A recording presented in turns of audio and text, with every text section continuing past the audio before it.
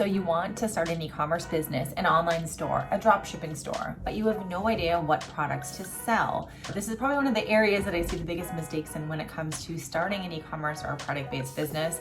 And it's certainly one of the questions that I get asked over and over and over again. What products do I sell, carry? What's gonna be profitable? What's gonna help me grow my business? How do I know where to find products? So in this video, we're gonna dive into 4 key things that are gonna help you to choose a winning product for your online store. And if we have not met, my name is Carrie and I am an e-commerce and business marketing strategist. And if you haven't subscribed to my channel, be sure to tap that subscribe button below so you can get notified of all our future videos. And every Thursday, we're gonna be coming out with a new video. Okay. So when it comes to starting an e-commerce or a product-based business, maybe this is your first business, maybe it is your second or third, but you've never quite nailed down the product. You start a business and it just either doesn't get traction or you're just not really making sales. People aren't interested in your product. I'm gonna go through 4 key things that will help you to choose a good product for you. So the first thing, and this isn't necessarily the most important, but I do think it's important to think about and consider. A lot of you, and I see a lot of videos on here that are like, oh, how do you find a winning product? Just go to TikTok and type in TikTok made me find it. And then you're gonna see a bunch of garbage products that maybe are trending right now, but that trend will not last. And I think it's not great advice to be telling you to jump on these little trendy bandwagons. So the first bit of advice I'm going to give you here is find a product that you are passionate about. And I don't equate passion, like you don't have to be passionate about your product to have a successful business. But here's the thing, no matter how easy you think it might be to have an online store, an e-commerce business, no business is ever easy. And if you are not able to ride out the really hard and difficult times in your business, you're not going to be able to show up and talk about your product. You're not going to be able to show up and market a product that you don't like. It takes so much will out of you during those bad times. And I'm not saying that it's going to be bad all the time. I mean, having an online store and e-commerce business opens up incredible opportunity for money, for profit. I mean, I was able to grow my business to multi 6 figures and sell my business. And I took that chunk of money and I put it towards a down payment for a house in Seattle. Seattle is very expensive. So those are the kind of things that can happen if you have an online store. However, being passionate about the product is going to help you to ride out those waves. And I do think you show up better if it's a product that you actually like talking about. So if you're someone who is starting an online store and you're going to be outsourcing all the marketing, or you're going to be outsourcing, the website things, then, maybe you don't have to choose a product that you're passionate about. But for most of you, you're going to be in a startup stage and you're going to be the one that's doing everything. And I would advise you and encourage you to choose something that you are happy to talk about all the time. Okay, number 2. This is probably one of the most important tips that I could ever give you. Does your product solve a pain point, provide a transformation, or provide someone a feeling after using the product? So when I say solve a pain point, you have a skincare brand and you have a product that helps people with eliminating lines around their eyes. That solves a pain point. That's very clear on what the product does and what it doesn't do. So when I say solve a pain point, provide a transformation. So our product helps you get from A to B, from B to C, helps you with a feeling. Like for example, recently me and my family bought a Jeep Wrangler. And when we were looking at cars, like I was never like, oh, let's go get a minivan, because I don't want a minivan. I think minivans are boring. And so I wanted a car that would make me feel like I was going on an adventure. And if you ever hop into a Jeep Wrangler with the top down, you drive on a highway with the wind blowing, you have loud music, like you feel like it's just a different feeling. And like that's what you want to capture with the product. It should provide a transformation to the person. If you're a skincare brand, our products help reduce fine lines around your eyes. We sell a plumping lip balm that provides plumper lips to people. Our water bottles stay cold for 10 hours. So it always should solve a pain point, because if it doesn't do that, it's so much harder for you to sell a product. So that's the best advice I can give you is, there's a lot of products out there, but when you can find something that truly solves a pain point for people, you will have a winning product. Trust me on that. The third thing, and this is going to be one that might surprise you, and it's something that I was pretty shocked to sort of learn more about when I launched my first product-based business, is your shipping costs. So if this is your first online store, you might not be aware of shipping costs and how much it costs to actually ship a product from one state to the next or across the country. So my best advice to you is, if you are thinking about products or you're in that stage where you're deciding between this one and that one, my best ever advice to you is choose something that is lightweight, that is small, that's cheap to ship. So when I had my product-based business, I had a subscription box, and I also had an online store where I sold dog toys, dog treats, dog accessories. So I manufactured dog bandanas from China. So I got them initially when I launched my business, I had them made in the US. So I would hire someone to make them and they would get shipped to me. Really expensive.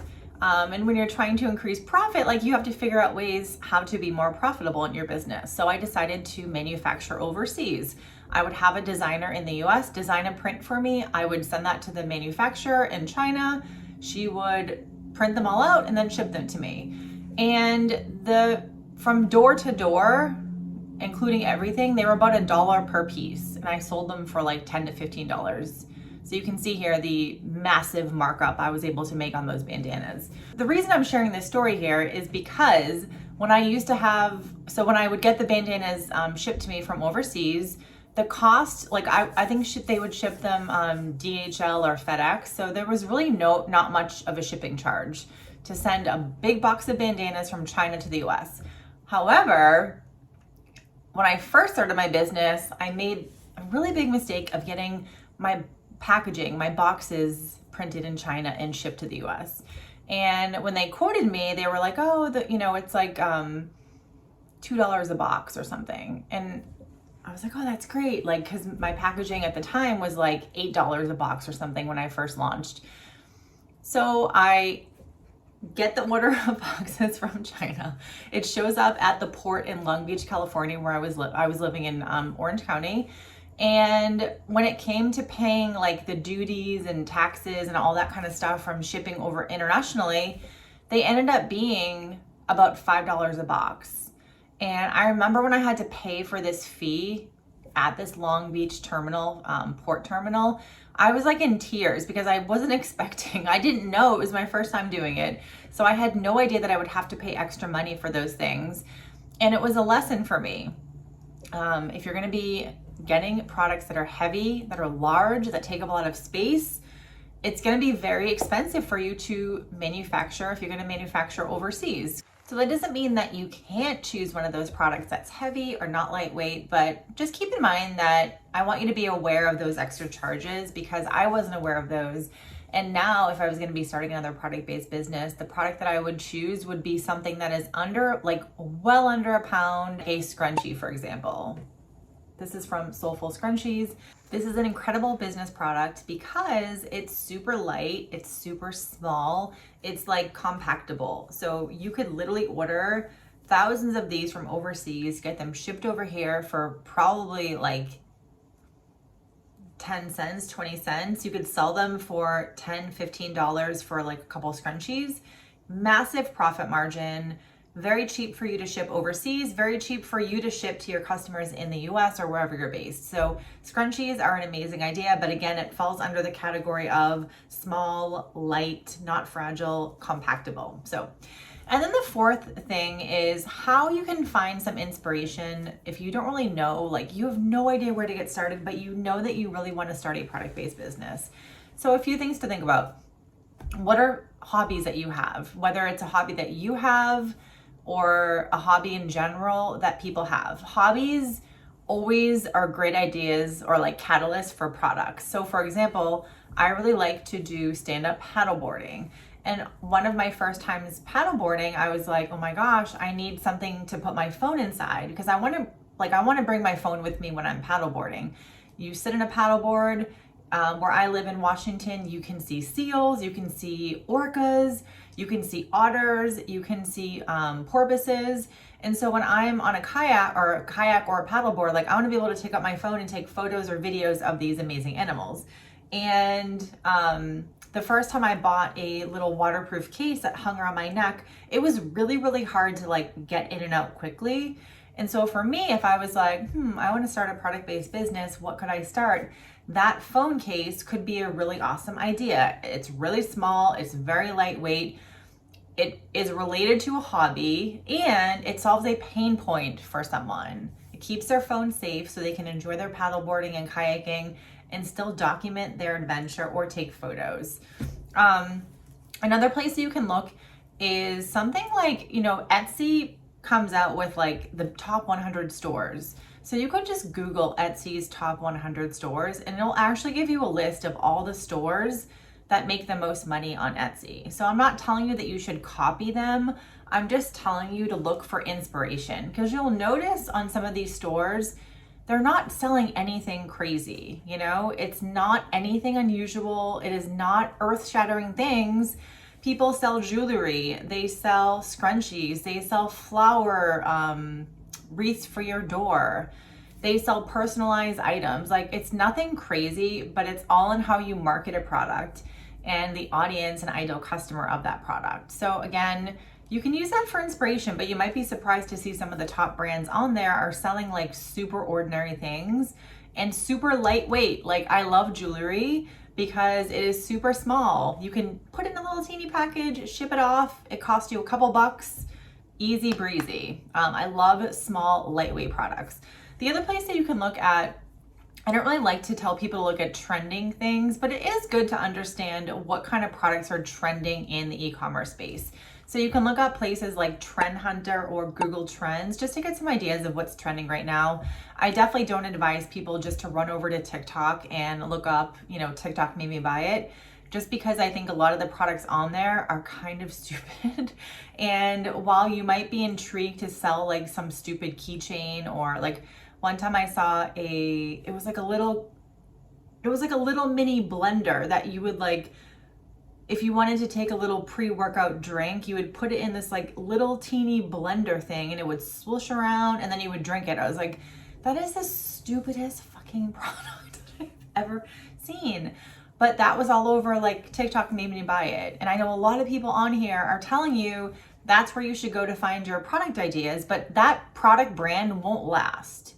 Like a scrunchie brand will last. If you sell a really cool water bottle, if you make jewelry, like those are things that will always be around. People always use those. But like some silly trending product that like you can put your pre-workout thing in and it will mix it for you, those are stupid. And again, you might come at me for saying that, and that's okay. Let me know in the comments if you agree with me. But I think if you follow these 4 pillars, you will find products that outlive short-lived trends. So if you love this video, be sure to drop a positive comment below and let me know what product you want to start for your product-based business. And if you haven't downloaded my free checklist, I have both a checklist below that you can grab that teaches you how to start a Shopify store, in addition to a 9-step guide that helps you with the step-by-step on how to create and launch an e-commerce business. So be sure to grab those. And again, if you haven't subscribed, be sure to tap that subscribe button below, and I will see you in next week's video. Bye.